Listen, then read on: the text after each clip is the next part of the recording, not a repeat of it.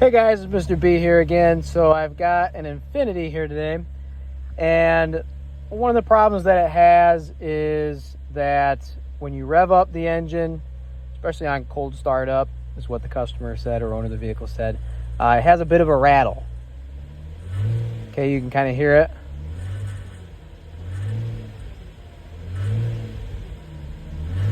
When you rev up the engine like that and you hear that rattle,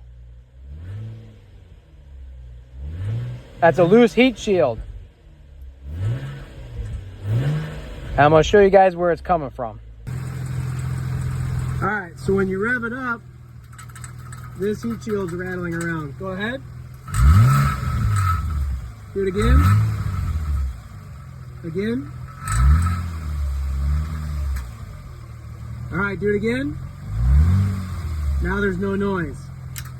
So this piece here needs to be clamped back down to prevent that from rattling. Okay, so now that I've got a hose clamp on that heat shield to hold it in place, there's no longer any noise. Go ahead and rev it up. Much better.